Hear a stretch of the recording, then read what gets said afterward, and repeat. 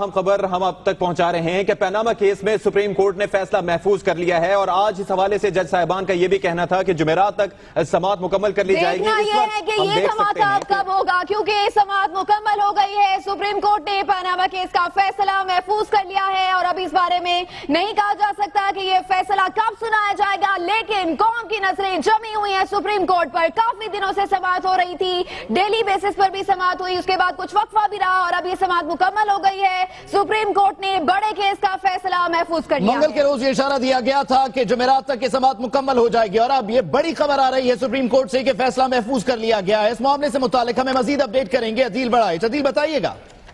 جی، فیصلہ محفوظ کر لیا گیا ہے۔ کیس کی سماعت جو ہے 26 سماعتوں کے بعد یہ کیس جو ہے یہ سماعت مکمل ہوئی ہے اور اس کے بعد عدالت کا کہنا ہے کہ تمام پہلوؤں کو دیکھنا ہے، اس کے بعد فیصلہ سنائیں گے۔ آئین اور قانون ہم سے کیا درکار کر رہا ہے، تمام پہلوؤں کو دیکھیں گے۔ ایسا یہ کیس نہیں ہے کہ آج ہم پر اس پر مختصر فیصلہ دے دیں۔ اس کیس میں ہم ابھی جا کر جج صاحبان جو ہیں یہ پہلوؤں کو جو دیا گیا ریکارڈ ہے اس کو دیکھیں گے، اس کے بعد فیصلہ سنائیں گے۔ جواب الجواب کا دن تھا، سب سے پہلے تحریک انصاف کے وکیل نے جواب الجواب پر دلائل جاری دیے اور اس کے بعد شیخ رشید نے دلائل دیے، جس کے بعد جماعت اسلامی کے وکیل کے بعد خود عمران خان جو ہیں وہ روسٹرم پر آ گئے اور عمران خان نے روسٹرم پر آ کر کہا کہ یہ لیڈرشپ کی ایمانداری کا کیس ہے، لیڈرشپ کا کردار عام شہری سے اوپر ہونا چاہیے، اور انہوں نے یہ بھی کہا کہ اگر ثابت ہو جاتا ہے کہ میں اور صادق اور امین نہیں تو میں کسی عہدے پر نہیں آؤں گا۔ تو جج صاحبان نے بڑے عام ریمارک دیے۔ انہوں نے کہا کہ ہم نے اپنی قبروں میں جانا ہے، ہم نے یہ دیکھنا ہے کہ قانون کیا کہتا ہے، ہم نے کسی کی خواہش کے مطابق فیصلہ نہیں دینا، اور اس ساری صورتحال میں ہم نے یہ دیکھنا ہے کہ کیا آرٹیکل 184(3) کے تحت ہم کس حد تک جا سکتے ہیں، اور انہوں نے کہا کہ ہم نے فیصلہ ضمیر اور قانون کے مطابق کرنا ہے۔ جبکہ جسٹس عصمت سعید ہیں، انہوں نے یہ کہا کہ ہم نے اپنی قبروں میں جانا ہے، جو شور مچاتے ہیں مچاتے رہیں، لیکن ہم فیصلہ قانون کے مطابق ہی سنائیں گے۔ شیخ رشید نے جو دلائل دیے بڑے جذباتی قسم کے دلائل عدالت میں دیے اور انہوں نے کہا کہ قوم کی نظریں آپ پر لگی ہوئی ہیں، آپ نے جو ہے یہ فیصلہ سنانا ہے، انصاف دینا ہے، انصاف دیں گے تو اس ملک سے دہشت گردی ختم ہوگی۔ جس پر جج صاحبان نے کہا کہ آج کل فیصلے کا اور انصاف کا مطلب تبدیل ہو گیا ہے، جو فیصلہ حق میں آتا ہے اسے ہی صرف انصاف سمجھا جاتا ہے، فیصلہ حق میں نہ آئے تو ججز کو نالائق کہا جاتا ہے، عدالتوں پہ باتیں کی جاتی ہیں، لیکن ہمیں اس کی کوئی پرواہ نہیں ہے، ہم نے صرف قانون کو دیکھنا ہے۔ اب یہ فیصلہ محفوظ کرنے کا اناؤنس کرتے ہی جج صاحبان اپنے اپنے چیمبرز میں چلے گئے ہیں۔ جو لیڈران ہیں وہ کمرہ عدالت سے باہر نکل آئے ہیں۔ کمرہ عدالت آج کھچ بھرا ہوا تھا، دل دھرنے کو جگہ نہیں تھی۔ لیڈران تھے، بریکین یہاں پر موجود تھے، درخواست گزار موجود تھے، سراج الحق بھی روسٹرم پر آئے، عمران خان بھی روسٹرم پر آئے، جس کے بعد جج صاحبان اب اپنے اپنے چیمبرز میں چلے گئے ہیں اور اس ساری صورتحال پر۔ تو عدیل بڑائچ یہ بتائیے گا کہ کہا یہ جا رہا تھا کہ کیس کا فیصلہ محفوظ کر لیا گیا ہے، لیکن اب یہ کیا بتایا گیا اس حوالے سے کہ کب تک سنایا جائے گا یہ فیصلہ؟ کیونکہ اس سے پہلے ہم دیکھتے رہے ہیں کہ مختصر فیصلہ سنا دیا جاتا تھا، لیکن اس دفعہ تو فیصلہ محفوظ کر لیا گیا ہے۔ جی، جج صاحبان نے اٹھتے ہوئے یہ کہا ہے، یہ واضح کیا ہے کہ اس کیس کی نوعیت ایسی ہے، یہ کیس ایسا نہیں ہے کہ ہم کوئی مختصر فیصلہ دے سکیں۔ یہ جسٹس ثاقب سید کھوسہ جو بینچ کے سربراہ ہیں انہوں نے یہ کہا ہے کیونکہ اس کیس میں چیزیں جو ہیں وہ متنازع ہیں، غیر متنازع نہیں ہیں۔ متنازع چیزوں پر بھی دیکھنا ہے کہ متنازع اگر چیزیں غیر متنازع نہ ہوں تو اس میں پھر ڈکلیریشن دیا جا سکتا ہے، نہیں دیا جا سکتا۔ یہ معاملہ ٹرائل کورٹ کا ہے، 184(3) کے تحت ہم اس کیس کو سن رہے ہیں، یہ ٹرائل کورٹ نہیں ہے۔ جسٹس اعجاز افضل جو اس بینچ کے رکن ہیں انہوں نے یہ کہا کہ جو شواہد پیش کیے گئے ہیں یہ شواہد درست ہیں یا نہیں، دستاویزات درست ہیں یا نہیں، یہ تو متعلقہ ادارے دیکھتے ہیں، یہ تو ٹرائل کورٹ میں چیزیں دیکھی جاتی ہیں۔ عدیل بڑائچ آپ ہمارے ساتھ موجود رہیے، آپ سے اپڈیٹس لیتے رہیں گے۔ اس وقت پاکستان مسلم لیگ نون کے رہنما میڈیا سے گفتگو کر رہے ہیں۔ سوال پوچھیں گے کہ صادق اور امین کیا وہ ہیں؟ جب عدالت نے یہ پوچھا کہ آپ کے پاس کوئی ثبوت ہے تو پھر بارہا یہ کہا گیا کہ ہمارے پاس کچھ نہیں ہے، اور اپنے ہی ثبوتوں کو ان کے وکلا نے کہا کہ یہ ایک مٹیریل ہے ہمارے پاس۔ دوسری سائڈ پہ میاں نواز شریف کے وکیلوں نے اوتھینٹیکیٹڈ ڈاکیومنٹس دیے ہیں ایز پروف۔ یہ ہے پرائم منسٹر نواز شریف کا جو احتساب کر رہے ہیں، ان کو یہ سوچنا چاہیے کہ پاکستان کا prime minister authenticated documents as proof provide کر رہے ہیں، تو آپ کس کو صادق امین کہیں گے؟ پرائم منسٹر نواز شریف، اس پرائم منسٹر نواز شریف کو صادق امین کہیں گے نا؟ پاکستان میں انویسٹمنٹ آ رہی ہے، اگر چائنا سے آ رہی ہے، قطر سے آ رہی ہے، اور टर्की से आ रही है और आज प्राइम मिनिस्टर गए हैं दोबारा टर्की और वो जो है एक और इन्वेस्टमेंट लेके आ रहे हैं, तो पाकिस्तान का भला हो रहा है, पाकिस्तान के लोगों का भला हो रहा है। इमरान खान साहब, आप कोई ऐसी इन्वेस्टमेंट केपीके में कर लेना, तो ये जो सादिक और अमीन की आप बात करते हैं इसको अपने ऊपर अप्लाई करें। Very good. वाली बात कर देना, झगड़ा लगा देना, खैबर लगा देना, सुनामी ट्री पे झगड़ा। सबसे पहले जो आज लाहौर में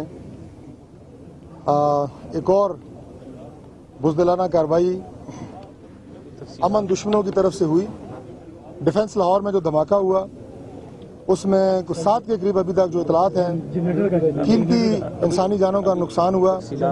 अभी कुछ मिक्स इतलात हैं कि क्या ये कोई बम धमाका था या ये कोई गैस सिलेंडर का हादसा था। बहरहाल इंतहाई अफसोस हुआ कि कीमती इंसानी जानों का नुकसान हुआ, लेकिन मैं समझता हूँ कि इसके साथ साथ हमें एक बात पे असर नौ गौर करना होगा, पाकिस्तान की तमाम पॉलिटिकल लीडरशिप को और बिलखुसूस उन लोगों को जो सियासत को सिवाय गाली देने के, सिवाय एहतजाज और धरनों के और सिवाय इल्ज़ाम तराशियों को और कुछ नहीं समझते।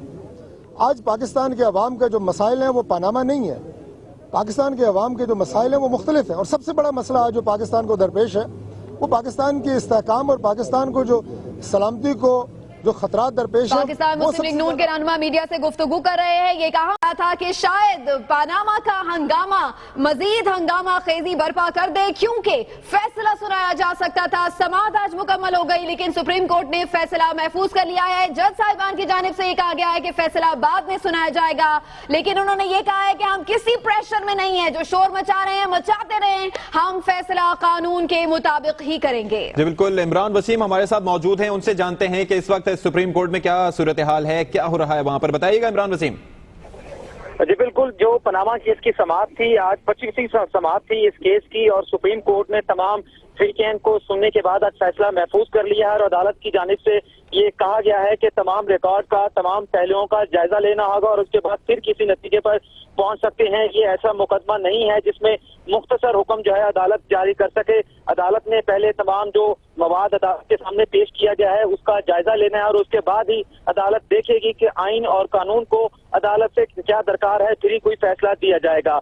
अदालती कार्रवाई आज मुकम्मल होने के बाद जो है जो तमाम फरीकैन थे, तहरीक इंसाफ, जमात इस्लामी और शरीफ खानदान के जो वकला थे वो अदालत से बाहर निकले हैं और इस वक्त काफी ज्यादा लोग जो है वो जो राहदारी है सुप्रीम के अहाते के अंदर वहां पर मौजूद हैं और उन्होंने मुख्तलिफ जो वकला है उनको घेरा हुआ है और उनसे इसी बारे से इस्तफसार कर रहे हैं कि आखिर क्या फैसला है जो मुतवक्के है सुप्रीम कोर्ट की जानिब से केस के हवाले से।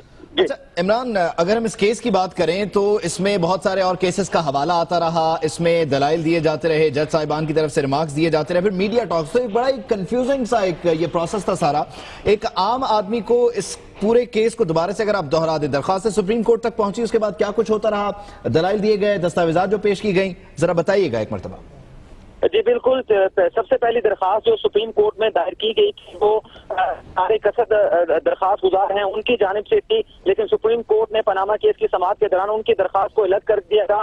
जमात इस्लामी, शेख रशीद और तहरीक इंसाफ के जो चेयरमैन है इमरान खान, उनकी दरखास्तों के ऊपर सुप्रीम कोर्ट ने ये समाअत की है, जिसमें ये इल्जाम लगाया गया था कि जो के फैक्स है वो वजीर आजम नवाज शरीफ ने अपनी बेटी के नाम जो है वो बेनामी खरीदे और इसके लिए पैसा जो है वो बैरून मुल्क जो है वो मनी लॉन्ड्रिंग करके भेजा गया और ये जो पैसा था वो जो डिक्लेयर किए गए थे असासे वजीर आजम की जानिब से उनके असासों से उनकी आमदन से ज्यादा थे। ये इल्जाम लगाए गए थे और ये भी कहा गया था कि जो वजीर आजम ने पनामा पेपर के इंकशाफ होने के बाद जो कौम से खिताब किया था और जो कौमी असम्बली में खिताब किया था उनमें बहुत ज्यादा तादाद हैं और वज़ीर आज़म ने अपनी तकारीर और बयानात के अंदर जो है वो दुरुस्त हक़ाइक़ जो है वो बयान नहीं किए गए और गलत बयानी की गई है वज़ीर आज़म के बयानात में। जबकि ये भी कहा गया कि जो कतरी खत पेश किए गए हैं लंदन फ्लैट के हवाले से और कतरी सरकारी के हवाले से वो भी बोगस हैं। जबकि शरीफ खानदान के वकला थे उनकी जानिब से तमाम तर जो इल्जामात थे उनको मुस्तरद किया गया और अदालत के सामने